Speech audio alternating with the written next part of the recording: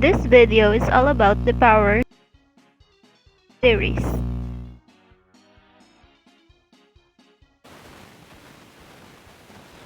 Good day! Today we are going to discuss the radius and interval of convergence of a power series.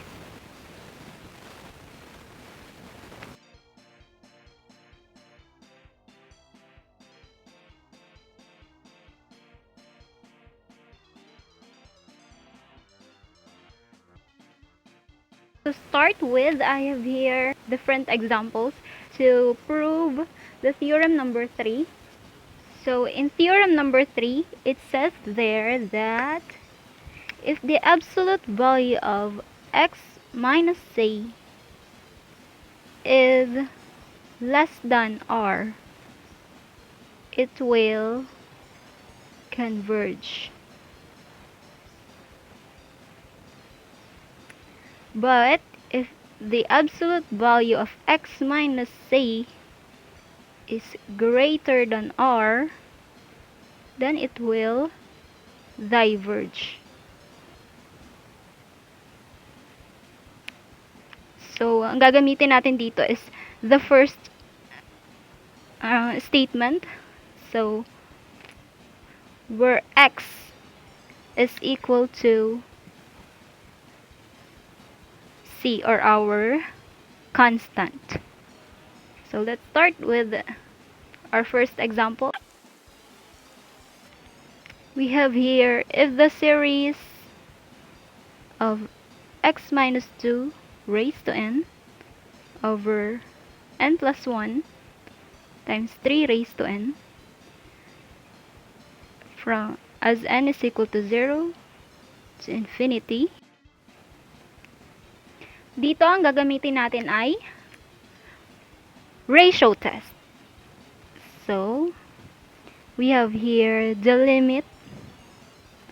Tanda pa ang ratio test. X minus 2 raised to n plus 1 over n plus 1 plus 1 times 3 raised to n plus 1. And then, ita-times natin siya, or i-multiply sa reciprocal ng given. So, we have n plus 1 times 3 raised to n over x minus 2 raised to n. To solve this, we are going to break down the factors na pwede nating i-break. And so we have dito, meron tayong x minus 2 raised to n, x minus 2 raised to 1. Tapos, so meron tayong x minus 2 raised to n dito. So, cancel the x minus 2 raised to n. And then we have n plus 1 here. N plus 1. And then the 3 raised to n. This will become 3 raised to n and 3 raised to 1. So, 3 raised to n will be cancelled. So, ano na ba ang natira? As n approaches infinity.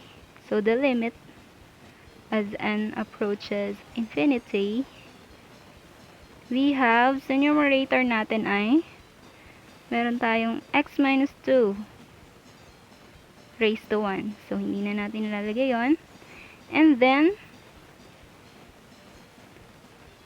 sa denominator ay, since may 1 pa dito, and may 3 pa dito, 1 times 3 will be 3. As the limit of n approaches infinity, absolute value of x minus 2 over 3. So, hindi pa dito natatapos ang lahat. Ilalabas natin yung 1/3. Leave natin yung x minus 2. So, we have 1/3 is the limit of n approaches infinity of the absolute value of x minus 2. Kukunin natin ngayon yung interval of convergence ng ating series na ito. So, isulat natin yung sagot dito. Bago natin burahin, we have 1/3 limit n approaches infinity of the absolute value of x minus 2.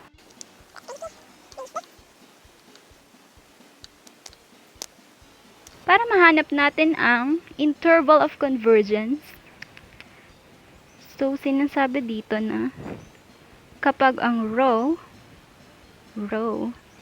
is less than 1,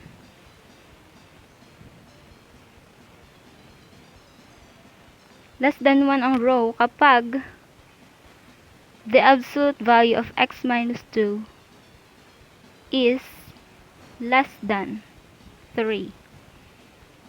Here, the absolute value of x minus 2 is less than 3. So, tama siya, diba? Less than siya. So, to compute the interval of convergence, panggigitnaan lang natin yung x minus 2 and then 3. Since positive dito, lalagyan natin sa kabila ng negative 3.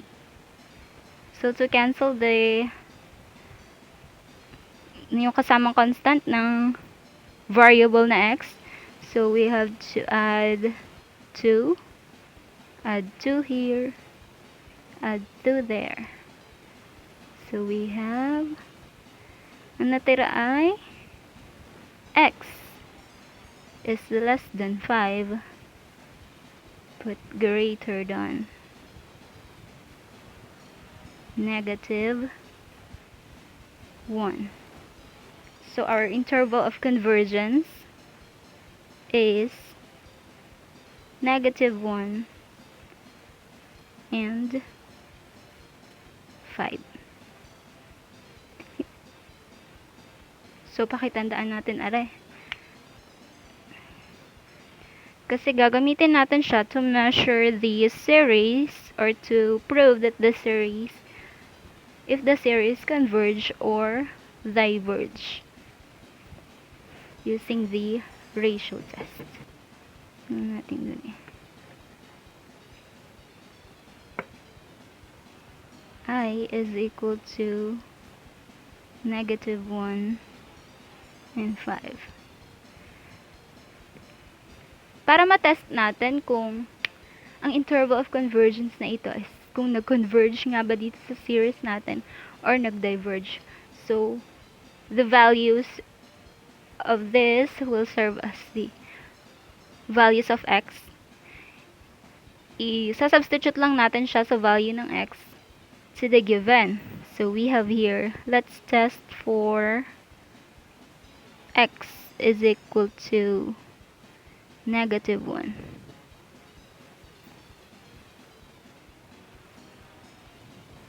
So, this series as n is equal to 0 to infinity of x minus 2 raised to n. This is our given.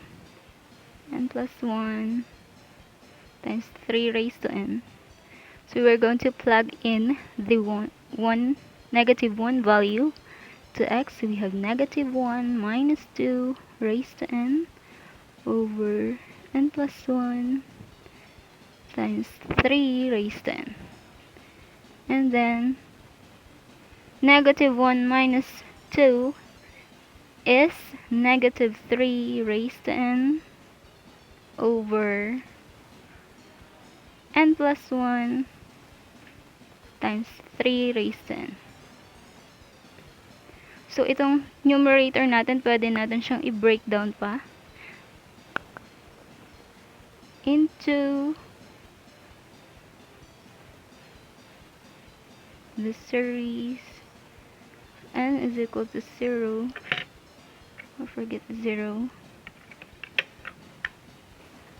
is equal to 0. Infinity. This will become, so we have 1 here, negative 1 raised to n, and 3 raised to n. and then the n plus 1 times the 3 raised to n. So canceling the 3 raised to n, we have as n is equal to 0 to infinity, you have negative 1 raised to n over n plus 1.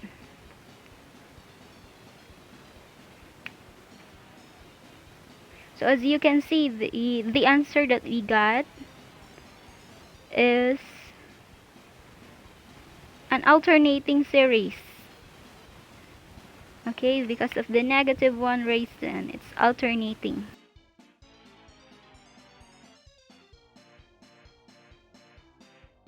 So we have here n is equal to 0 to infinity of negative 1 raised to n over n plus 1 is equal to, so if we plug 0, we got here 1 over 1.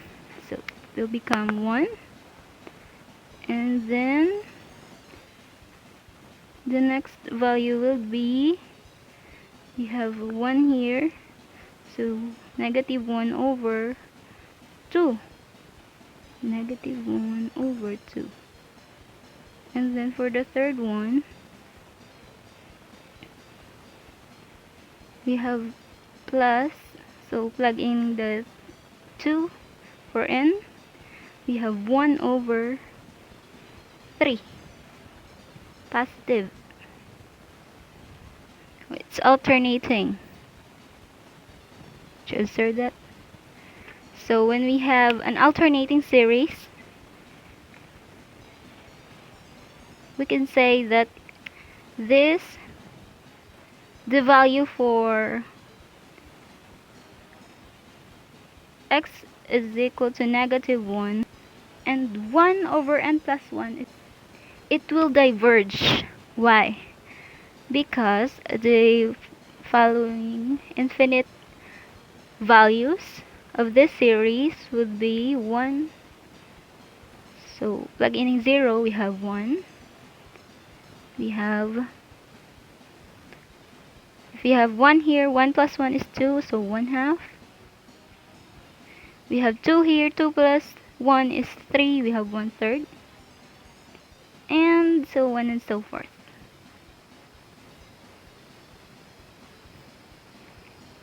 So this series diverge. Again, if it diverge, this will have a parenthesis.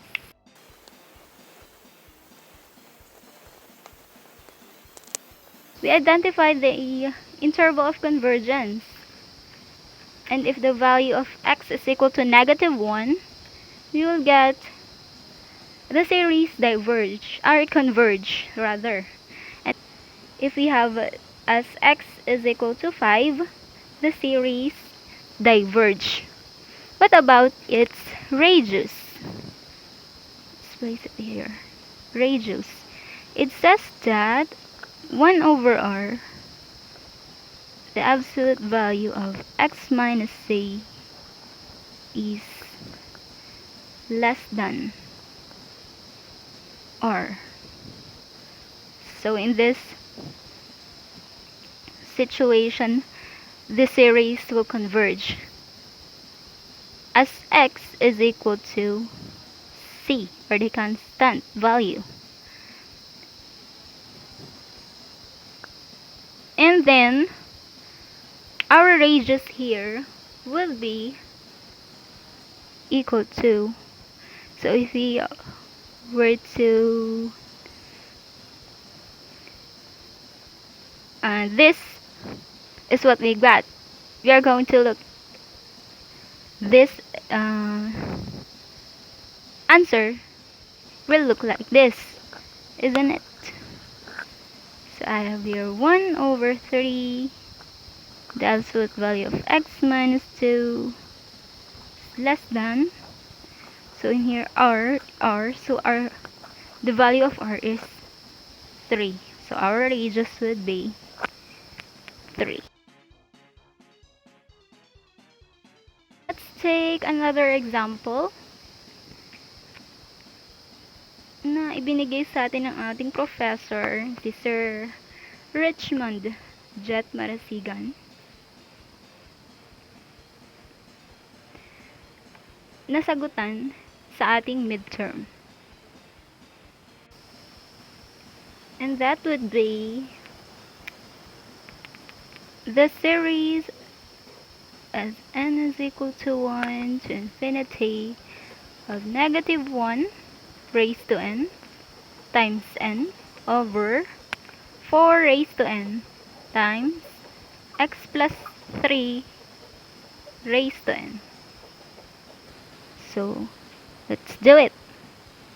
The limit as n approaches infinity of negative 1 raised to n plus 1, the absolute value, over 4 raised to n plus 1, oh, I forget the n plus 1,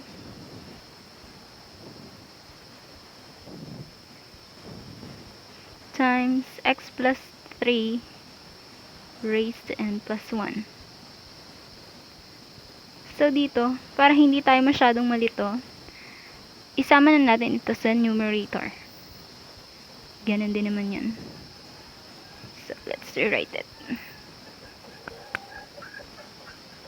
We have here negative 1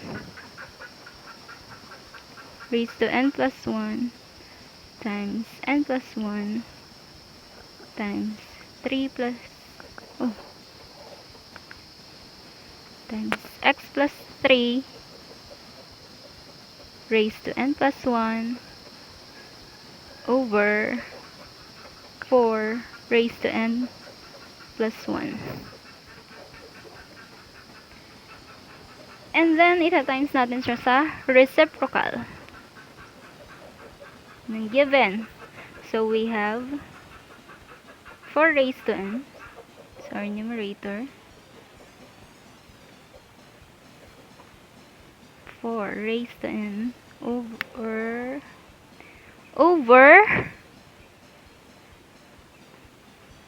you have negative 1 raised to n times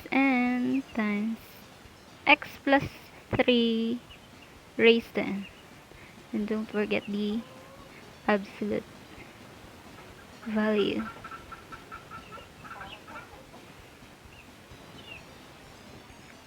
So, paano ba breakdown? Yung sinasabi ni Ma'am Michelle na breakdown na yan. So, ganito po iyon. In negative 1 raised to n plus 1, breakdown natin siya into negative 1 raised to n times negative 1 raised to 1. And then, times n plus 1 times x plus 3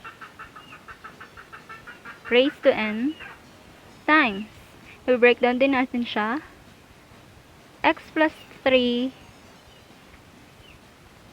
raised to 1 over 4 raised to n times 4 raised to 1.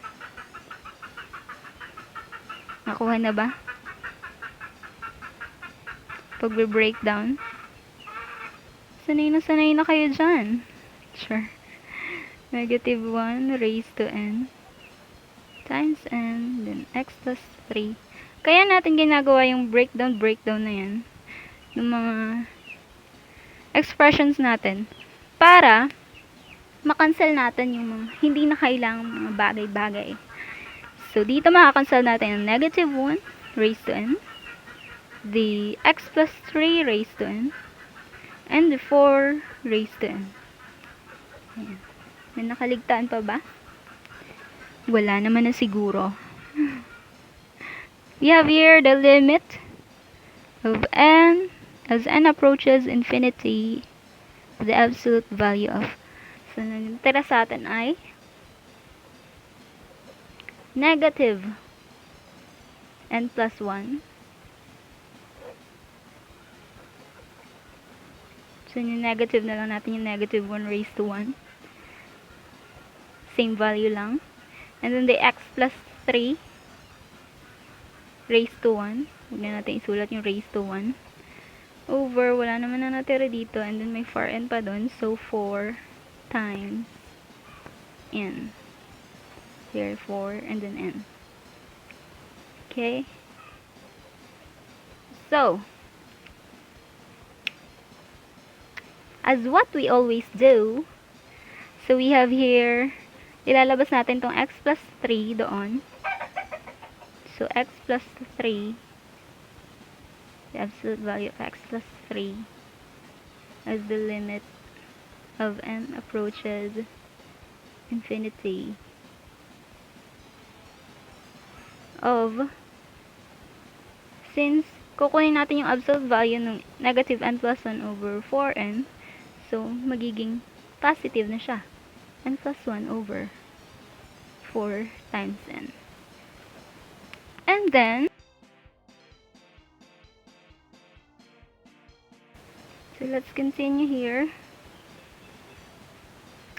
We have x plus 3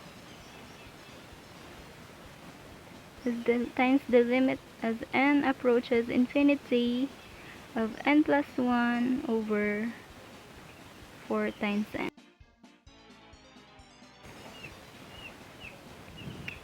So, meron na tayo dito ngayon. As we plug in the infinity here,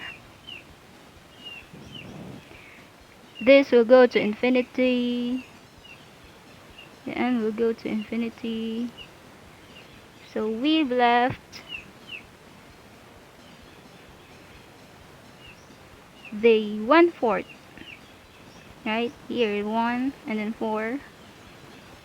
And then, the x plus 3. So, that's it.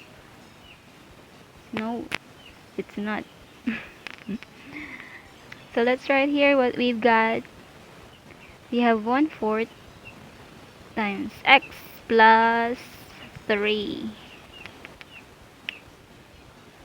So, katulad na sinabi ko kanina, sa pagkuha natin ng interval of convergence, para malaman natin kung nag-diverge ba siya or nag-converge into the original series. So, we have here this one. So, if the row is this, if the row is less than 1, we have x plus 3, the absolute value of x plus 3 is less than 4. And ganyan lagi pag ang row is less than 1. So, kapag ganito yung expression na natin, nag-converge siya. Okay? And then, if we were going to find the interval of convergence, we have x plus 3 less than 4, and then sa kabila is greater than negative 4. Since it's positive here, we're going to negative there.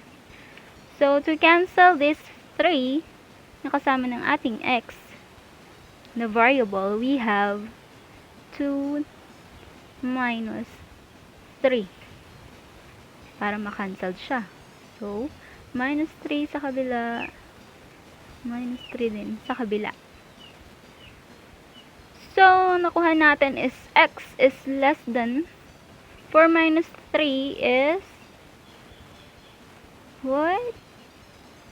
1. And then x, and then greater than negative 4 minus 3 will be negative 7. Okay, we have the value. We have the interval. The values of interval, let's copy it here. Interval of convergence is equal to negative 7 and 1. Let's test if it will converge or if it will diverge. So let's take x is equal to negative 7. So diretso plug in na lang natin. Ano? So we have n is equal to 1 to infinity. We have negative 1 raised to n times n over 4 raised to n. So dito lang naman natin siya substitute. So we have negative 7. Here we have x, so negative 7 plus 3 raised to n. What will happen next? So we have to solve this. Negative 7 plus 3. So we have negative 1 raised to n times n over 4 raised to n times negative 7 plus 3 will be negative 4 raised to n. Again, paano nga tayo mag-breakdown nito? We have negative 1 raised to n, and then 4 raised to n.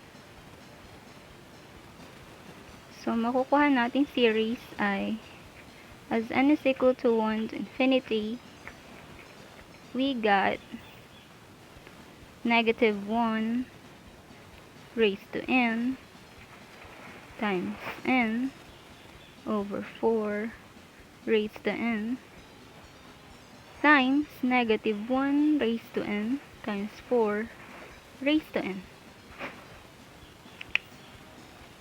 Let's erase this. We have cancel the negative 1. No, the 4 raised to n. And ang natira sa atin is negative 1 raised to n times negative 1 raised to n times n. So, dito, itong negative 1 raised to n and negative 1 raised to n, ang magiging value niya is negative 1 raised to 2 times n, which will be equal to 1. So, our series for x is equal to 7. Our series n is equal to 1 will be, so ito ay 1, so we have n.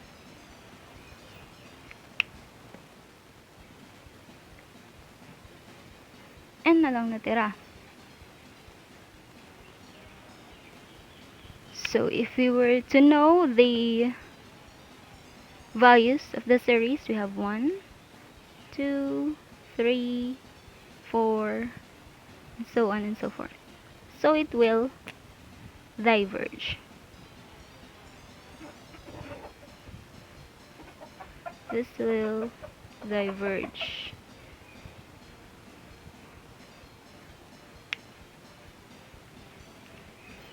Next, let's test the value as x, the series as x is equal to 1. So, diretso plug in ulit natin. We have negative 1 raised to n times n over 4 raised to n times, plug natin yung 1 sa x. So, 1 plus 3 raised to n. So, this will become 1 plus 3 is 4. So, we have negative 1 raised to n times n over 4 raised to n times 4 raised to n. Cancel the 4 raised to n.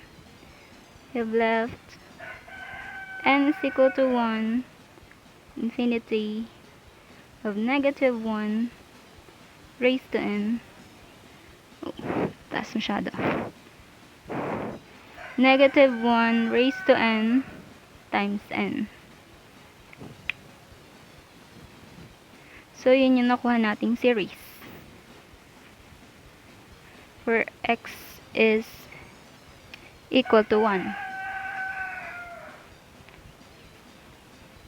In which, ang value ng series na ito ay does not exist. Bakit? If we plug in 0, we have 1 times 0, we get 0. And if we have 2 here, for example, 2, you get 1 times 2. So it doesn't exist. So it will also, no, it does not exist. It will not converge or diverge. Does not exist. So in this power, or in this case, the power series will not converge for either endpoint. Let us now move on for our last topic, which is representation of a power series as a function.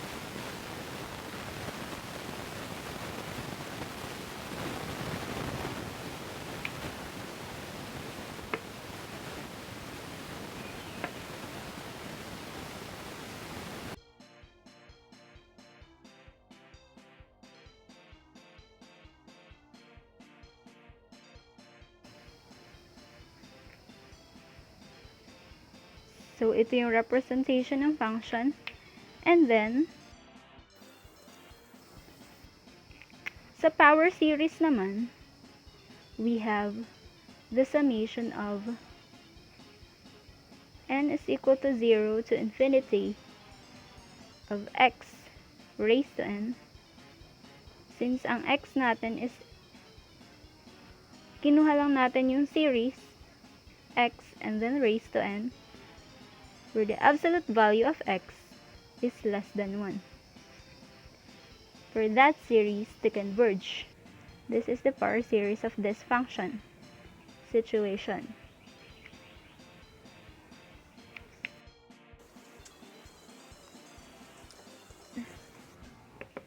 The absolute value of negative x cubed will converge if it is less than 1. So, sa pagkuha natin ng interval of convergence, again, we have here, so pag may exponent yung nasa loob, hindi natin kailangan isama pa yon. So, we have x is less than 1 but greater than negative 1. So, obviously, ang ating interval of convergence is r, negative 1, and 1. So, the interval of convergence of this series is the same as the original series, right? So, the given 1 plus x cubed has the series 1, yung sinubstitute natin dito kanina, negative x cubed, positive x raised to 6, negative x raised to 9. So, paano natin nakukuha ito? Ipa-plug lang natin yung values ng n. So, from 0, we got 0, so it will become 1. When 1, so it will become negative x cubed. Kapag 2, negative 3 times 2 is 6. So, positive x raised to 6. Kapag 3 times 3 is 9. So, negative x raised to 9. And the next is positive, and so on and so forth. So, that's the power series for this function.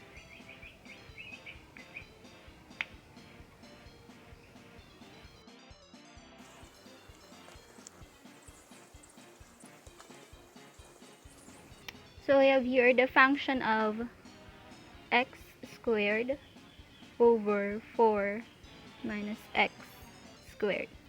So again, gagawin natin siyang kamukha nito. 1 minus x. 1 over 1 minus x. Para malaman natin kung ano yung power series ng function na ito. So first, we have, so paano ito? Parang hirap. For ito, dapat ay 1, and then sa numerator ay dapat ay 1. Bakit may x squared doon? So, i-divide natin siya sa 4. Para maging 1 ito. So, we have x squared over 4 all over 1 minus x squared over 4.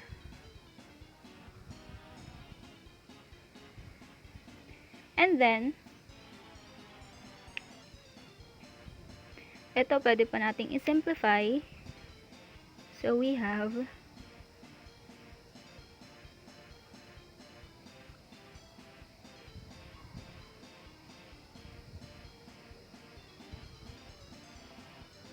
the x over 2 raised to 2.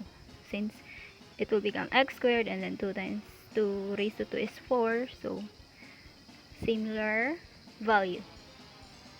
Sinimplify lang natin. So, ang x natin dito ay the x minus x over 2 raised to 2.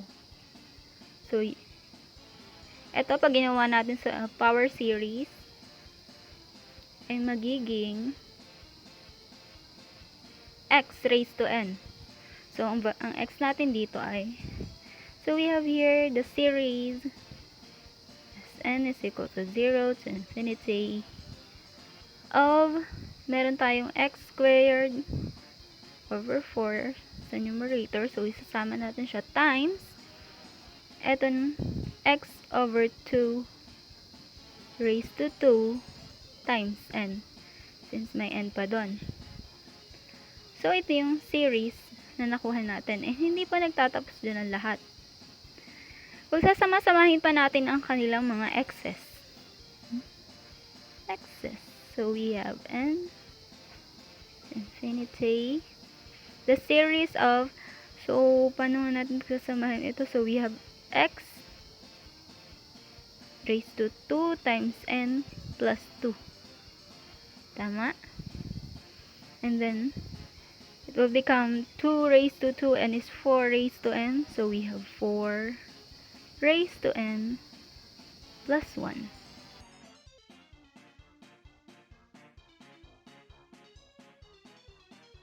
So, ang nakayuhan nating power series, the series n is equal to 0 to infinity of x squared over 4 times x over 2 raised to times n,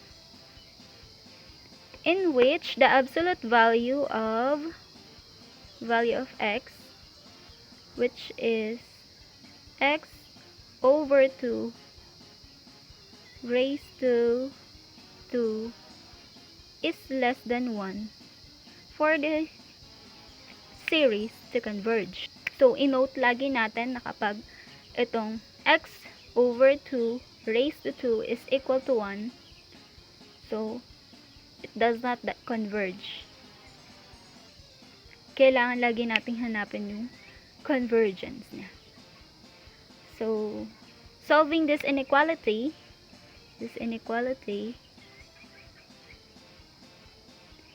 makukuha natin, we have 1/2 since x over 2 and then the absolute value of x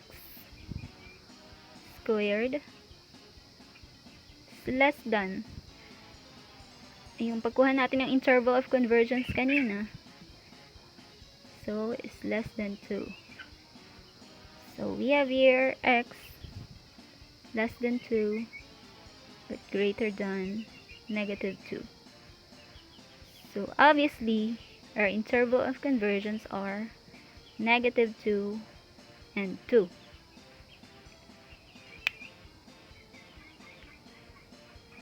So that's our interval of convergence. And then,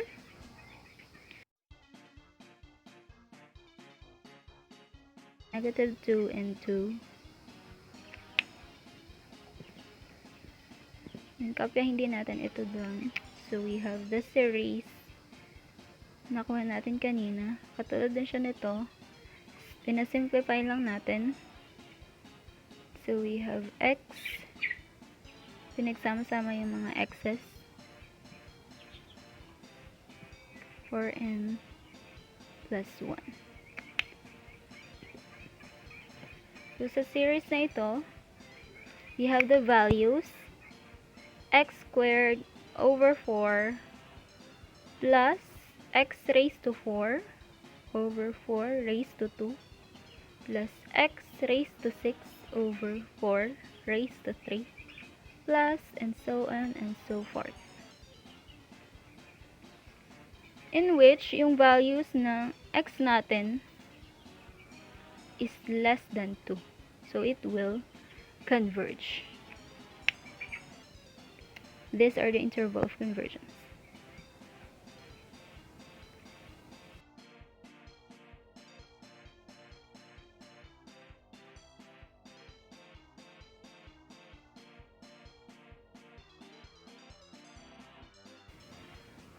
Thank you.